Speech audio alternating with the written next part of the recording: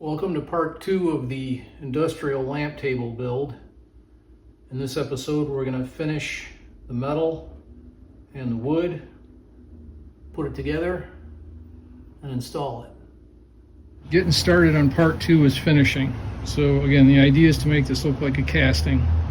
So it doesn't need to be perfect. It needs to be a little bit beat up. It's a beat up old industrial casting.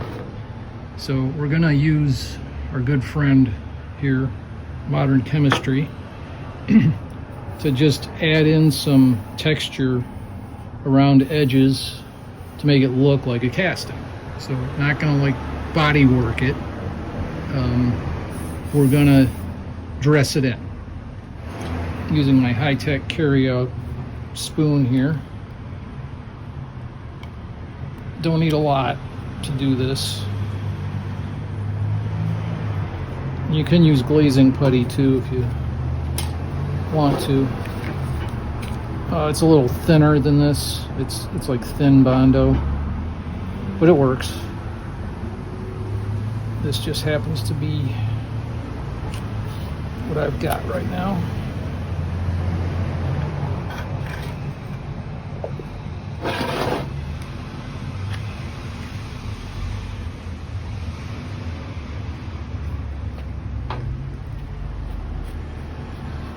Mix it up with my high-tech carry-out fork. Get it good and blended. And then I'm just going to use L-finger and dress in the edges.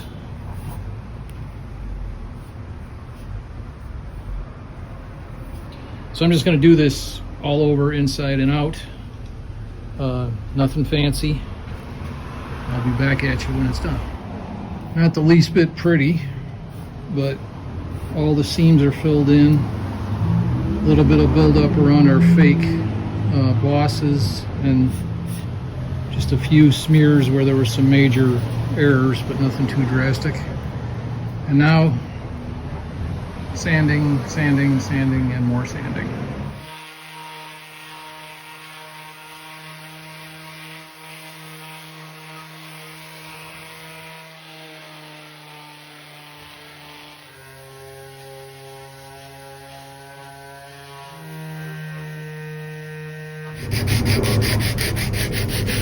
There they are, all sanded to 120 or 150, degreased, and I scrubbed them with Ajax. Now the next step is starting the paint process, and the first thing is going to be a coat of good old red oxide primer.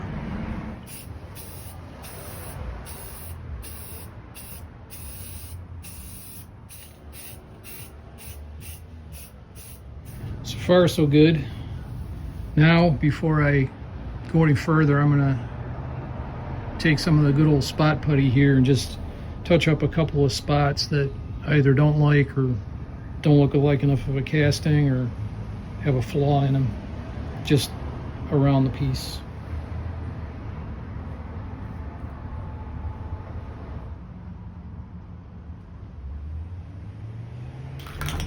And now I'm going to spot prime the places that I touched up and resanded.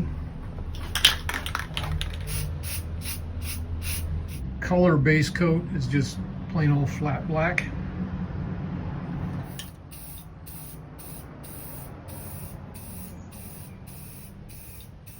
To do the outsides, I've clamped it together just with a piece of scrap so the legs are in normal standing position. And I'm just fogging this stuff on here. I actually want some bleed through, so this creates layers and depth. So I'm just fogging this really lightly, not caking it on there.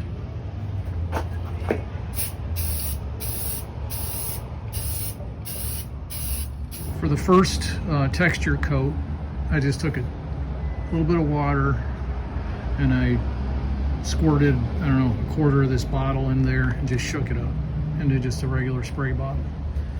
And what I'm going to do now is I got a sponge. I got a wet side and a dry side. So what I'm going to do now is I'm going to spray a little bit on the wet side, dab it on, and then flip it over to the dry side and kind of dab it off, just very, very gently and slowly.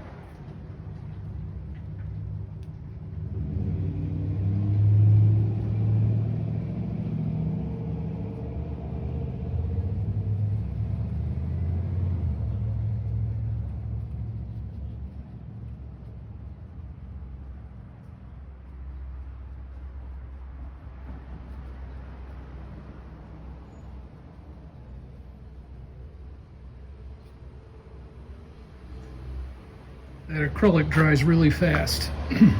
So it's dry now, so I'm just gonna very, very, very lightly fog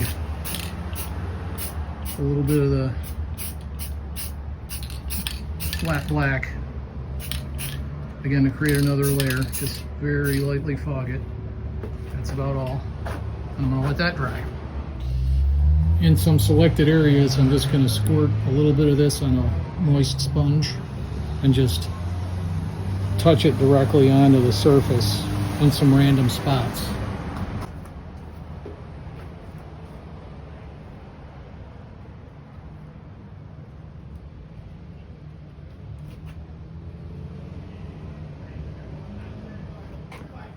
And then I'm going to take my moist sponge and just dab them off.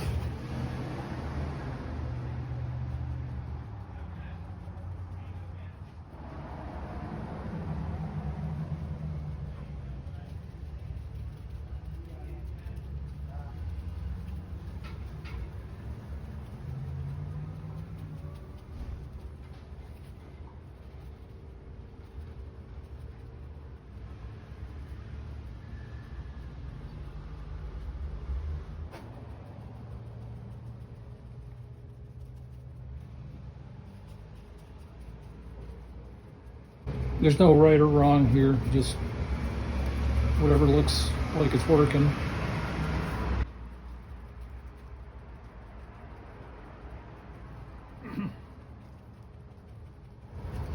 We're just trying to create a look of an old casting,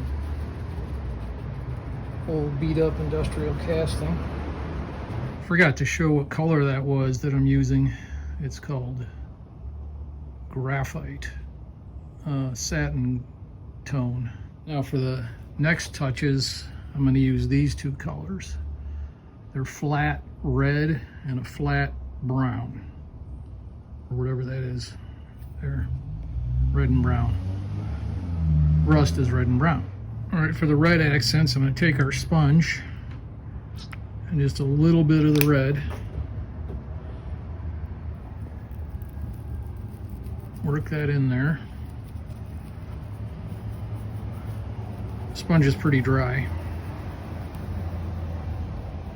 And then I'm just going to go around and touch this in strategic places.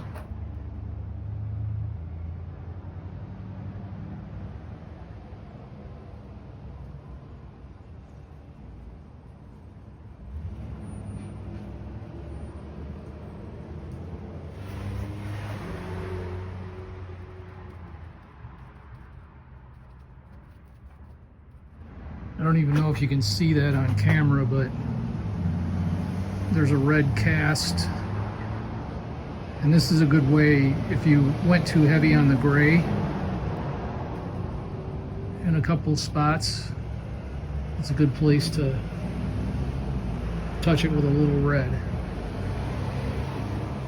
Final accent coat with the brown. Same thing, I just worked a little bit into the sponge.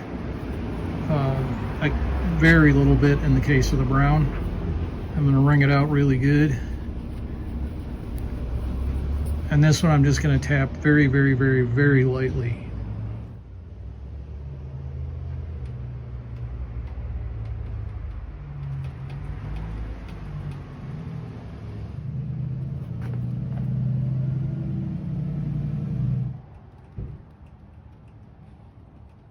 Now for the penultimate coat is one more very, very light fogging of the flat black. Again, this one's really light.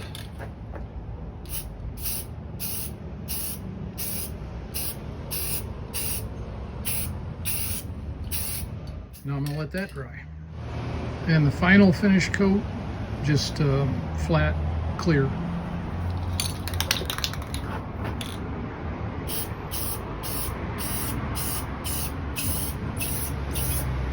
For the hardware, I'm just going to cold blue it. I cleaned it with acetone, just using a Q-tip. Just dab it on there, watch it do its thing. Not bad. All right, let's get back on the wood dogging. Back in part one, I cut the top, and now I'm going to show you how I finished it. And I'm going to scrape the top, not sand it, because that sanding leaves scratches, kind of gives it a newfangled look. Scraping gives it kind of a nice old-fashioned look. So that's what I'm going to do.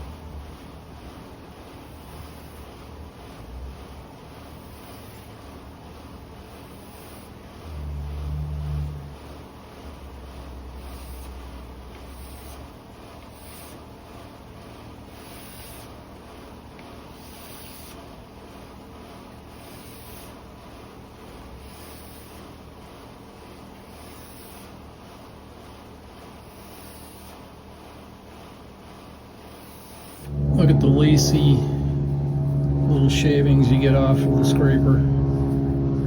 Leave a really smooth surface that beats sandpaper. For the finish coats, I'm just going to use Minwax tongue oil, which I know isn't real tongue oil, but good enough. And I'm going to apply it with just clean paper towels. Several coats.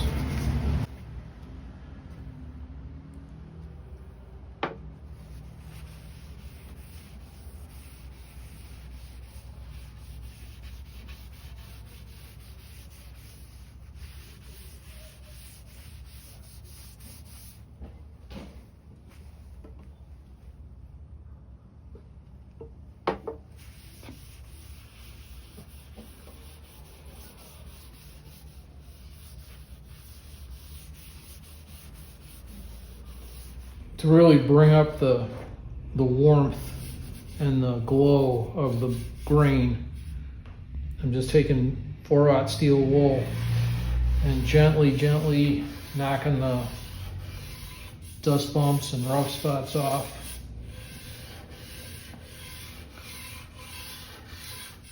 Not putting very much force into this at all. And then I'm just going to hit it again with another coat of tongue oil with a clean paper towel.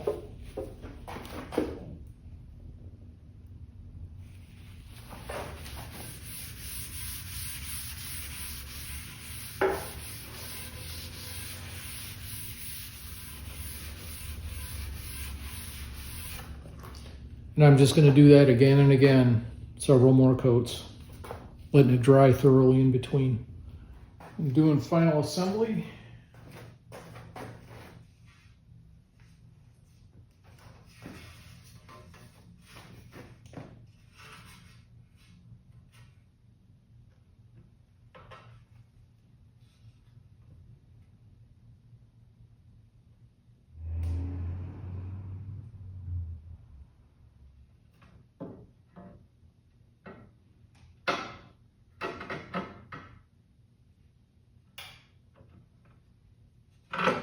Using some beat up old copper washers that I just sanded.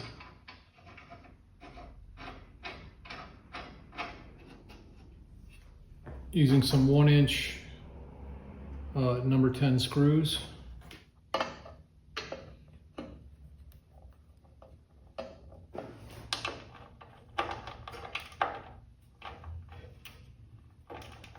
And here it is in its new home, aka my living room. I think it looks kind of good. Another view of it. And here's an end of it with the studs and the copper washers. This thing is hell for stout. It's really strong. Won't be afraid to put a lamp or anything on that. Okay. I think I'm going to call this one good, and it's on to the next project. I'll see you there and then.